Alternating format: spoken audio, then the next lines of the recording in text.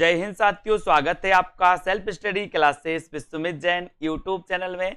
और दोस्तों ऐप में स्टार्ट हो चुकी आज की क्लास, निचोड़ क्लास चल रही है दोस्तों, है ना। इसको अपन आगे पढ़ेंगे। यहाँ तक अपन ने पढ़ लिया था।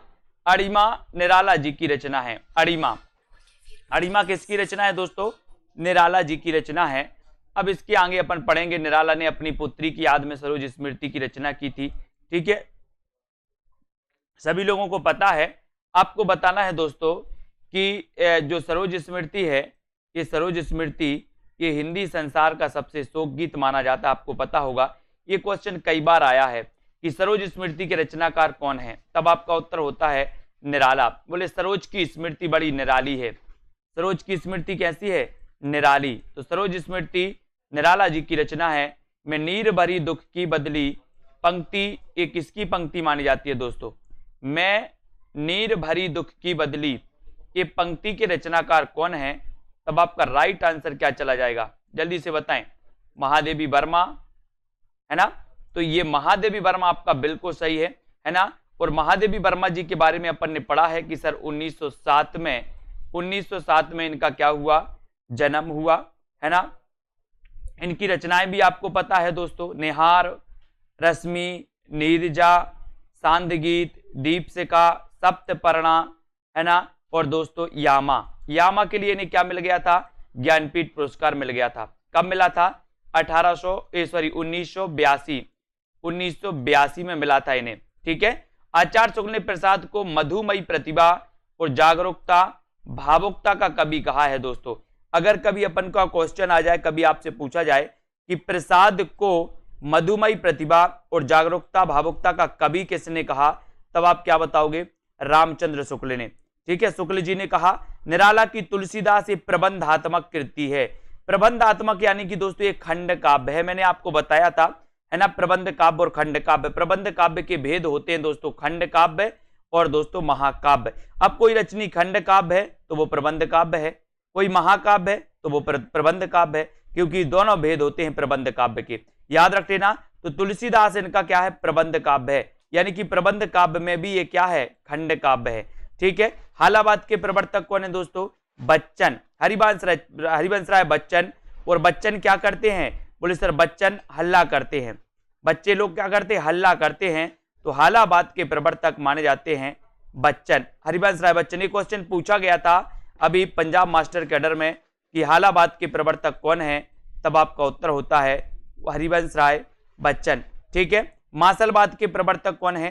तो रामेश्वर शुक्ल अंचल। ये दोनों क्वेश्चन मोस्ट इंपोर्टेंट है साथियों। आपसे पूछा जाएगा हालाबाद के प्रवर्तक कौन है, आपको बताना है बच्चन।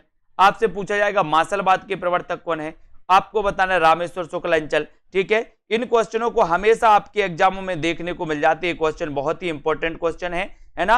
अब हालाबाद हो गया, मासलबाद हो गया।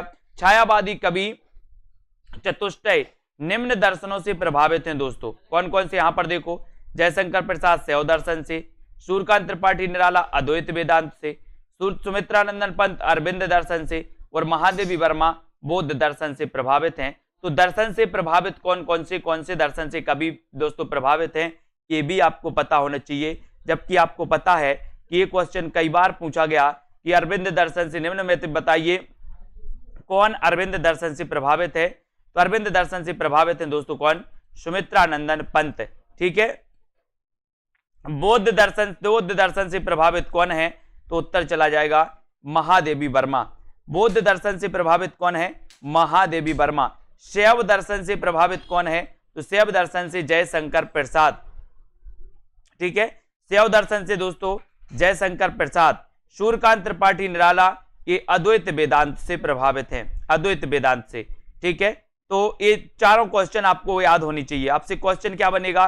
शैव दर्शन से निम्न में से बताइए कौन सा कवि प्रभावित है, या जयशंकर प्रसाद किस दर्शन से प्रभावित हैं। तो ये दर्शन भी आपको पता होनी चाहिए, याद होनी चाहिए, है ना। सूर्यकांत त्रिपाठी निराला को छायावाद का सलाहकार पुरुष कहा जाता है दोस्तों।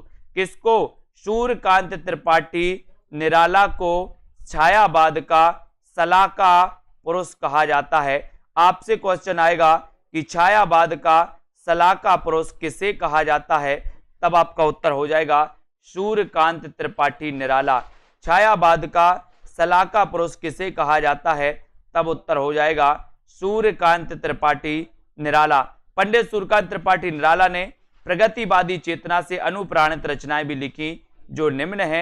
एक तो कुकुरमुत्ता, गर्म पकौड़ी, मास्को डायलॉग्स और दोस्तों नए पत्ते, खजोहरा, रानी और कानी। रानी और कानी, अब आपसे पूछा जाएगा रानी और कानी, है ना, बोले कानी रानी निराली है।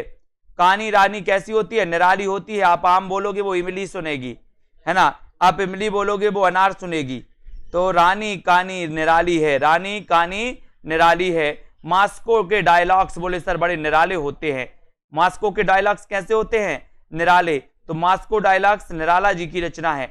गरम पकौड़ी, और गरम पकौड़ी मैंने नाम ही लिया तो आप लोगों को क्या लगने, बोले सर जीभ में पानी आ गया होगा, गरम गरम पकौड़ी, है ना।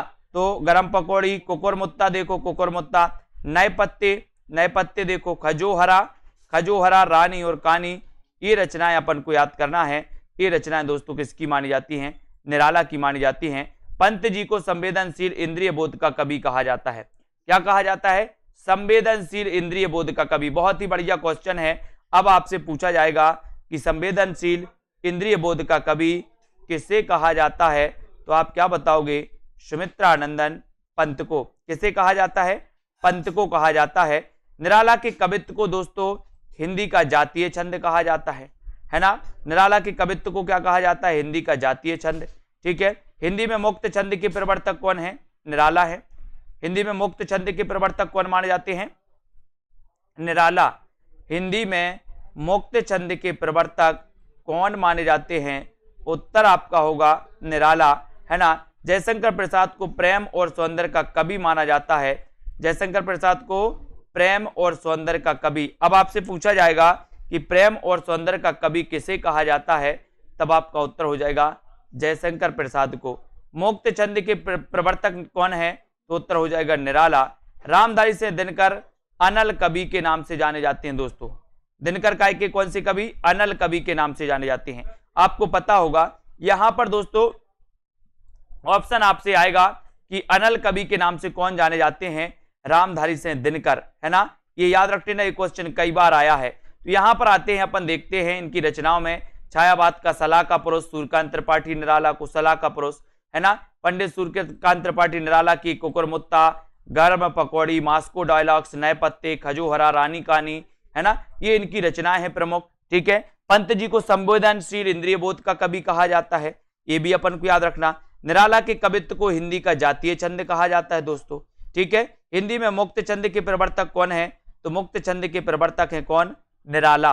हिंदी में मुक्त छंद के प्रवर्तक निराला माने जाते हैं। और प्रेम और सौंदर्य का कवि जयशंकर प्रसाद। प्रेम और सौंदर्य का कवि किसे कहा जाता है? आपसे अगर क्वेश्चन आएगा तो आप क्या बताओगे? प्रेम और सौंदर्य का कवि कहा जाता है दोस्तों प्रसाद को, यानी कि जयशंकर प्रसाद को, है ना। दिनकर ये दोस्तों अनिल कवि के रूप में विख्यात हैं। इनको धीरे धीरे याद करना है। अब यहां पर हम देखते हैं दिनकर की परशुराम की प्रतीक्षा भारत चीन युद्ध को आधार लेकर लिखी गई दोस्तों। कौन सी? परशुराम की प्रतीक्षा। परशुराम की प्रतीक्षा भारत चीन युद्ध को आधार लेकर लिखी गई ये रचना मानी जाती है। ठीक है। दिनकर जी ने जनतंत्र का जन्म शीर्षक कविता में 26 जनवरी 1950 को घोषित किया था कि सिंहासन खाली करो कि जनता आती है। सिंहासन खाली करो कि जनता आती है। ठीक है। तो इसको याद रखते हैं। दिनकर जी ने ये दोस्तों घोषित किया था 26 जनवरी 1950 को, सिंहासन खाली करो कि जनता आती है। ठीक है। रामधारी से दिनकर की दोस्तों रेणुका और हुंकार ये पराधीनता काल की रचनाएं हैं। कौन सी? रेणुका और हुंकार ये पराधीनता काल की रचनाएं मानी जाती हैं। अब हम दोस्तों प्रगतिवाद के महत्वपूर्ण तथ्यों को पढ़ने वाले हैं। इससे पहले अपन ने छायावाद के जितने जितने इंपॉर्टेंट क्वेश्चन थे उन क्वेश्चन पर फोकस किया, उन प्रश्नों को पढ़ने का प्रयास किया। अब हम प्रगतिवाद के महत्वपूर्ण तथ्यों को पढ़ने वाले हैं। प्रगतिवाद के आदि प्रवर्तक कौन माने जाते हैं? ये आपको ये क्वेश्चन तो कई बार पूछा जाता है दोस्तों कि प्रगतिवाद का जल्दी से आपको काल बताना है कि प्रगतिवाद का काल क्या है। प्रगतिवाद का काल क्या है ना। इसके पहले के जो वीडियो हैं वो ऐप में जाके देखिए, ऐप में आपको पूरे के पूरे वीडियो मिल जाएंगे। निचोड़ क्लास का एक फोल्डर बना है दोस्तों ऐप में, निचोड़ क्लास के फोल्डर में जाना, उसमें ये पूरी निचोड़ क्लासें आपको मिल जाएंगी, है ना। और इन निचोड़ क्लासों को आपको देखना ही है, एक भी क्लास को मिस नहीं करना है, पूरी क्लासों को आपको देखना है। और प्रगतिवाद का काल क्या माना जाता है ये आपको बताना है। और प्रगतिवाद के जो आदि प्रवर्तक है वो कौन है, वो है दोस्तों कार्ल मार्क्स। प्रगतिवाद के आदि प्रवर्तक कौन है, उत्तर होगा कार्ल मार्क्स। प्रगतिशील लेखक संघ की स्थापना दोस्तों पेरिस में हुई थी। प्रगतिशील लेखक संघ की स्थापना कब हुई थी दोस्तों, पेरिस में। पेरिस में कब हुई थी, 1935, ठीक है, याद रखना। और भारत में प्रगतिशील लेखक संघ के प्रथम अधिवेशन की अध्यक्षता किसने की थी, प्रेमचंद ने। भारत में प्रगतिशील लेखक संघ की स्थापना कब हुई थी, ये आंसर आपको बताना है। और प्रगतिवाद का जो काल माना जाता है वो माना जाता है 1936 से लेकर के दोस्तों 1943, ठीक है, 1936 से 1943, है ना। भारत में प्रगतिशील लेखक संघ की प्रथम अधिवेशन की अध्यक्षता किसने की थी, तो किसने की थी, प्रेमचंद ने की थी, ठीक है। प्रगतिवाद को पंत ने युग की वाणी कहा दोस्तों, प्रगतिवाद को पंत ने क्या कहा, युग की वाणी कहा, है ना। और केदारनाथ अग्रवाल को कैन का कवि कहा जाता है। पूरा क्वेश्चन यहां से अपन को याद करना बहुत अच्छे से। प्रगतिवाद के आदि प्रवर्तक कार्ल मार्क्स, है ना। प्रगतिशील लेखक संघ की स्थापना पेरिस में, भारत में 1936 में हुई थी। भारत में दोस्तों प्रगतिशील लेखक संघ का प्रथम अधिवेशन हुआ था कहां पर, लखनऊ में, लखनऊ में हुआ था। अध्यक्षता किसने की थी, प्रेमचंद ने। कब हुआ था, तो 1936 को हुआ था। कब हुआ था, 1936 को, ठीक है। और केदारनाथ अग्रवाल को कैन का कवि कहा जाता है दोस्तों, काय का कवि, कैन का कवि कहा जाता है, ये अपन को याद करना है। और केदारनाथ की कृति युग की गंगा में विषम अर्थव्यवस्था का चित्रण किया गया। आपसे पूछा जाएगा कि केदारनाथ अग्रवाल की दोस्तों वह कृति कौन सी है जिसमें विषम अर्थव्यवस्था का चित्रण हुआ है, तो आपका उत्तर क्या हो जाएगा, वो है युग की गंगा। कौन सी रचना है, युग की गंगा, है ना। बसंत में प्रसन्न हुई पृथ्वी कविता की रचयिता कौन है, तो बसंत में प्रसन्न हुई पृथ्वी ये जो कविता है, ये कविता है दोस्तों केदारनाथ अग्रवाल की। किसकी कविता है, केदारनाथ अग्रवाल की कविता है। आत्मगंध केदारनाथ की रचना मानी जाती है, आत्मगंध केदारनाथ की रचना मानी जाती है, इसको आपको याद रखना है। और केदारनाथ अग्रवाल को अपूर्वा काव्य के लिए साहित्य अकादमी पुरस्कार 1986 में मिला था दोस्तों। किसके लिए, अपूर्वा काव्य के लिए, अपूर्वा काव्य के लिए, ठीक है, अपूर्वा काव्य के लिए साहित्य अकादमी पुरस्कार मिला था। और कब मिला था, 1986 में मिला था, ठीक है, इसको याद रखना। और फूल नहीं रंग बोलते हैं कृति के लिए केदारनाथ अग्रवाल को सोवियत लैंड पुरस्कार मिला था, ये भी अपन को याद करना है। फूल नहीं रंग बोलते हैं, फूल नहीं रंग बोलते हैं, ये कृति किसकी है, आपसे यही क्वेश्चन बनता है, इसके रचनाकार कौन है, तब आप बताते हो सर केदारनाथ अग्रवाल इसके रचनाकार हैं, है ना। और केदारनाथ अग्रवाल को दोस्तों अपूर्वा काव्य के लिए क्या मिला था, साहित्य अकादमी पुरस्कार। कब मिला था, 1986 में, है ना। फूल नहीं रंग बोलते हैं इसके लिए सोवियत लैंड पुरस्कार मिला। ये क्वेश्चन तो कई बार आया दोस्तों, नागार्जुन का वास्तविक नाम क्या था। एक क्वेश्चन आता है त्रिलोचन का वास्तविक नाम क्या था, कई लोग वैद्यनाथ मिश्र लगा देते हैं क्योंकि सभी लोगों ने एक ही पढ़ा होता है। नागार्जुन का वास्तविक नाम आपने पढ़ा था, एक बार मैंने पूछा था कि त्रिलोचन का वास्तविक नाम क्या है, सभी लोगों ने आओ देखा ना ताओ और वैद्यनाथ मिश्र लगा दिया, वैद्यनाथ मिश्र लगा दिया, जबकि वैद्यनाथ मिश्र गलत है। नागार्जुन का वास्तविक नाम जो माना जाता है दोस्तों वो माना जाता है वैद्यनाथ मिश्र। और त्रिलोचन का जो वास्तविक नाम माना जाता है वो माना जाता है क्या, वासुदेव, वासुदेव, है ना, वासुदेव से माना जाता है, ठीक है, इसको याद रखना है। नागार्जुन की भस्मांकुर कृति में बरबे छंद का प्रयोग हुआ है दोस्तों। और नाग अर्जुन अगर नांग काट दे तो क्या करते, भस्म लगाते, भस्म लगाते हैं, ठीक है। तो भस्मांकुर कृति किसकी है, ये नागार्जुन की है। ये बरबे छंद का इसमें प्रयोग हुआ है, ये आपको सबसे बड़ी बात, ये चीज आपको याद रखनी है, ठीक है। बात कर लेते मिट्टी की बारात। मिट्टी की बारात नाम से रचना त्रिलोचन और शिवमंगल से दोनों ने की है दोस्तों। कौन कौन की रचना है, यहां भी बहुत सारे लोग कंफ्यूज होते हैं। मिट्टी की बारात किसी किसी पुस्तकों में आपको मिल जाएगा दोस्तों, मिट्टी की बारात त्रिलोचन की कीर्ति है, किसी किसी में आपको मिल जाएगा शिवमंगल से सुमन की कीर्ति है। तो यहां अपन बहुत कंफ्यूज होते हैं। अब लेकिन आपको कंफ्यूज नहीं होना है, मिट्टी की बारात त्रिलोचन की कीर्ति भी है और दोस्तों शिवमंगल से सुमन की भी कीर्ति है। त्रिलोचन सोनेट लिखने के लिए जाने जाते हैं, बिल्कुल सही है ना। और अजय खंडहर के रचयिता कौन है? तो रांगे राघव। अजय खंडहर में अगर आप फंस जाओगे तो दोस्तों राघव आपकी क्या करेंगे? सहायता करेंगे। इनको आपको याद रखना है, ठीक है। अब यहां पर आते हैं दोस्तों, अगला देखते हैं। यहां पर आ जाते हैं, थोड़ा सा फिर से एक बार रिवाइज कर लेते हैं। केदारनाथ की कीर्ति है युग की गंगा, है ना। बसंत में प्रसन्न हुई पृथ्वी कविता के रचयिता केदारनाथ अग्रवाल हैं। आत्मगंध केदारनाथ अग्रवाल की रचना है। केदारनाथ अग्रवाल को अपूर्वा काव्य के लिए साहित्य अकादमी पुरस्कार मिला 1986 में, ठीक है। फूल नहीं रंग बोलते हैं कृति के लिए केदारनाथ अग्रवाल को सोवियत लैंड पुरस्कार मिला था दोस्तों, ठीक है। नागार्जुन का वास्तविक नाम क्या था? तो वैद्यनाथ मिश्र था नागार्जुन का, है ना। ये आपका हो गया।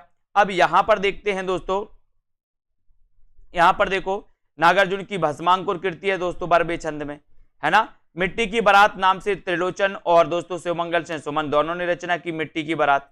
और अजय खंडहर के रचयिता कौन है? तब उत्तर होता है रांगे राघव।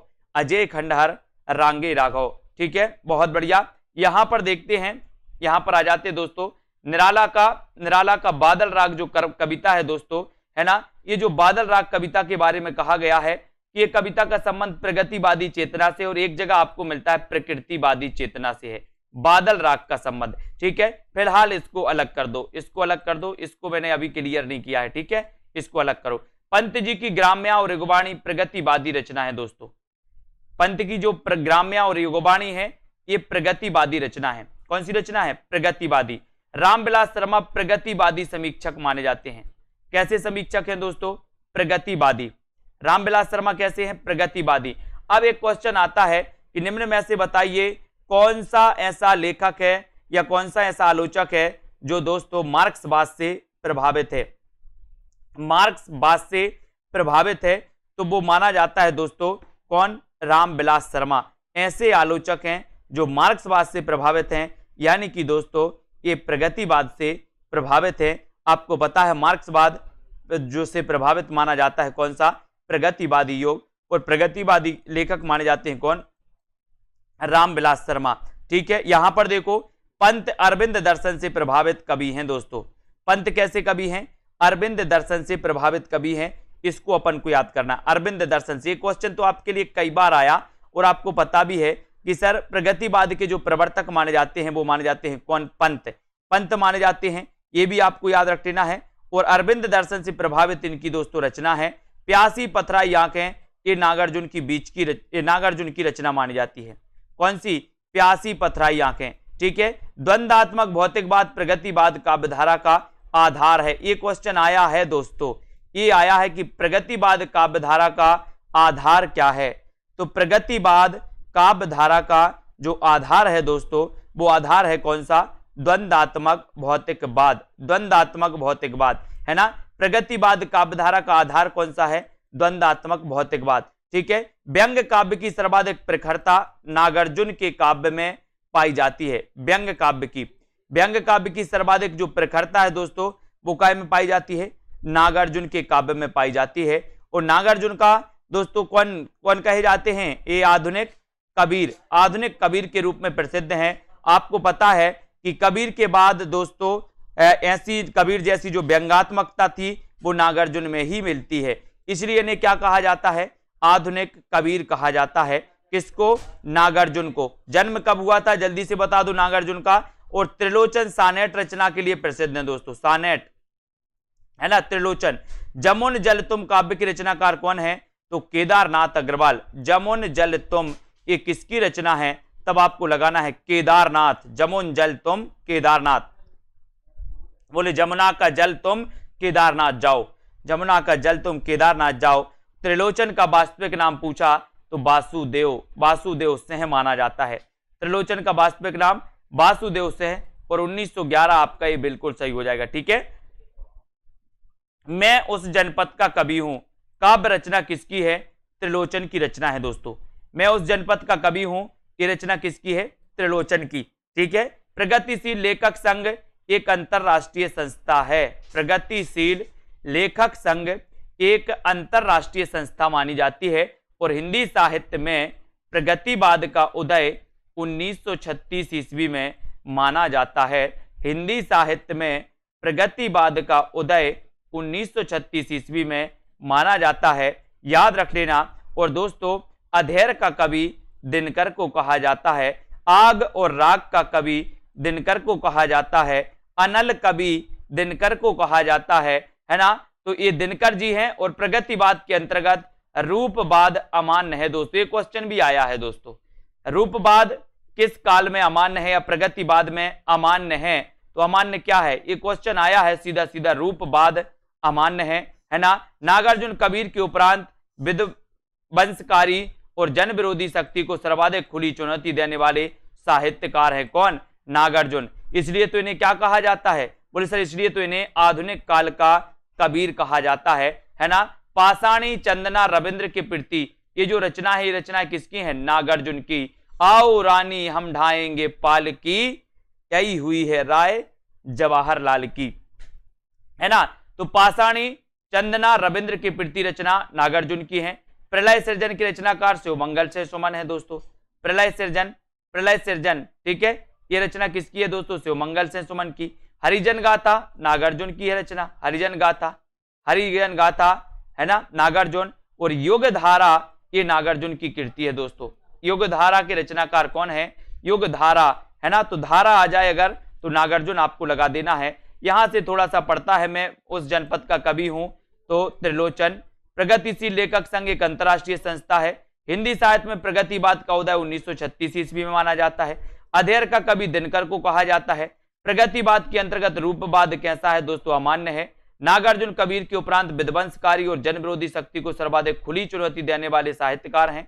पाषाणी चंदना रविंद्र की प्रति रचना ये नागार्जुन की है। ठीक है। प्रलय सृजन की रचनाकार शिवमंगल से सुमन है। और हरिजन गाथा ये नागार्जुन की रचना मानी जाती है दोस्तों, हरिजन गाथा, है ना। और युगधारा के रचनाकार कौन है? तब आपका उत्तर हो जाता है युगधारा के रचनाकार नागार्जुन है। युगधारा के रचनाकार कौन है? उत्तर चला जाएगा नागार्जुन। ठीक है, बहुत बढ़िया। यहां पर आते हैं बालकृष्ण शर्मा नवीन का सर्वप्रथम प्रकाशित जो काव्य संग्रह है वो है दोस्तों कुमकुम। कौन सा है? बालकृष्ण शर्मा नवीन का सर्वप्रथम प्रकाशित काव्य संग्रह कौन सा है? तो आपको बताना है कुमकुम। कुमकुम कहाँ लगाते हैं? तो कुमकुम लगाते हैं हम बाल के नीचे बोले कुमकुम, है ना। तो कुमकुम याद रखते ना, बाल से बालकृष्ण भट्ट और कुमकुम, है ना, यहाँ पर लगाते ना इस। ठीक है, तो कुमकुम इनकी दोस्तों सर्वप्रथम प्रकाशित काव्य संग्रह है। किसका? बालकृष्ण शर्मा नवीन का। ठीक है। और यहाँ पर देखो नींद के बादल, ये केदारनाथ अग्रवाल की रचना है दोस्तों। नींद के बादल, ठीक है, बादल राग कविता निराला की। और नींद के बादल केदारनाथ अग्रवाल। ठीक है। दिनकर की रश्मि रति का कथानक क्या है? तो दिनकर की जो रश्मि रति रचना है दोस्तों, एक रश्मि रचना है। रश्मि रचना किसकी है? रश्मि है दोस्तों किसकी? महादेवी वर्मा की। रश्मि रति जो रचना है वो किसकी है? कर्ण की है। आत्मा का संग्राम आत्मा से और देह का संग्राम देह से जीता जाता है, ये पंक्ति किसकी है? ये पंक्ति है दोस्तों दिनकर की, है ना। कुरुक्षेत्र से ली गई है कि आत्मा का संग्राम आत्मा से और दोस्तों देह का संग्राम देह से जीता जाता है, ये पंक्ति किसकी है? ये पंक्ति दिनकर की। रश्मि रति का कथानक कर्ण है। रश्मि रति के रचनाकार दिनकर हैं। नींद के बादल केदारनाथ अग्रवाल। ठीक है। बालकृष्ण शर्मा नवीन का सर्वप्रथम प्रकाशित काव्य कौन सा है? तो कुमकुम। कुमकुम आपको याद रखना है। ठीक है, यहां पर आ जाते हैं। यहां पर देखो दिनकर को आग और राग का कवि कहा जाता है। तो यहां से दोस्तों दिनकर को आग और राग का कवि, दिनकर को अनल कवि, है ना। और दोस्तों दिनकर को और क्या कहा जाता है? ठीक है, इसको आपको याद रख लेना। शोषक वर्ग, है ना, आ जाए थे नींद के बादल, बहुत बढ़िया। शोषक वर्ग के प्रति घृणा का भाव प्रगतिवाद युग की कविता की मुख्य प्रवृत्ति रही है, ये भी याद रखने हैं। शोषक वर्ग के प्रति घृणा का भाव प्रगतिवाद युग की क्या रही है? प्रमुख प्रवृत्ति रही है। साम्यवाद प्रगतिवाद का दोस्तों दार्शनिक आधार है। कौन सा? साम्यवाद प्रगतिवाद का दार्शनिक आधार माना जाता है ना। और केदारनाथ सिंह को मार्क्सवादी चेतना का कवि कहा जाता है दोस्तों। इन्हें केदारनाथ सिंह को 2013 में ज्ञानपीठ पुरस्कार मिला था। केदारनाथ सिंह को, ये मार्क्सवादी चेतना के कवि हैं दोस्तों केदारनाथ सिंह, और इन्हें 2013 में कौन सा मिला था? ज्ञानपीठ पुरस्कार मिला था। 2013 में ज्ञानपीठ पुरस्कार मिला था केदारनाथ सिंह को, ये भी आपको याद रखना है ना।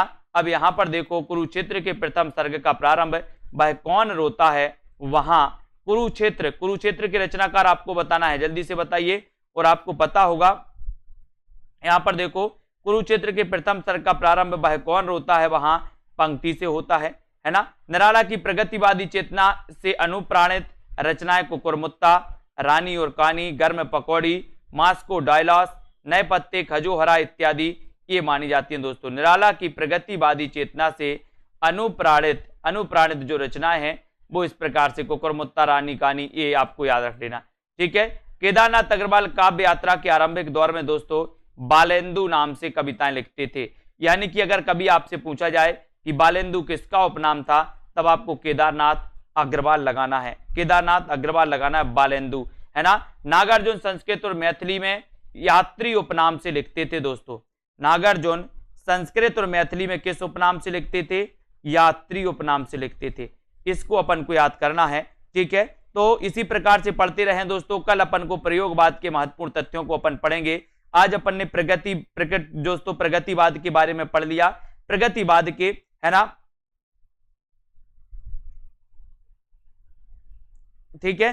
तो इसी प्रकार से दोस्तों अपन कल प्रयोगवाद के बारे में पढ़ेंगे, है ना। पूनम शर्मा जी, पेपर था आज, अच्छा हुआ, बहुत बढ़िया। छोटी जी, है ना, धन्यवाद सभी साथियों को, है ना। आज 5 वाली क्लास नहीं होगी, ठीक है, 5 वाली क्लास नहीं होगी। शाम को 6:30 वाली क्लास यथावत रहेगी, ठीक है। 6:30 वाली क्लास रहेगी, 5 वाली क्लास नहीं होगी आज, ठीक है। कल से अपन 5 वाली 6 वाली दोनों क्लास चलेंगी। कल से 5 वाली क्लास में गद्य साहित्य को पढ़ना चालू करेंगे, और 6:30 वाली क्लास में दोस्तों अपना चल ही रहा है, तो आज 5 वाली क्लास नहीं होगी, ठीक है। बहुत बढ़िया, धन्यवाद सभी लोगों को। अब अपन को प्रयोगवाद के बारे में पढ़ने हैं। प्रयोगवाद के बारे में क्या महत्वपूर्ण है, कितने चीजें महत्वपूर्ण है, कितने प्रश्न महत्वपूर्ण है, उनका अभ्यास अपन करेंगे, ठीक है। सभी साथियों को धन्यवाद, ठीक है।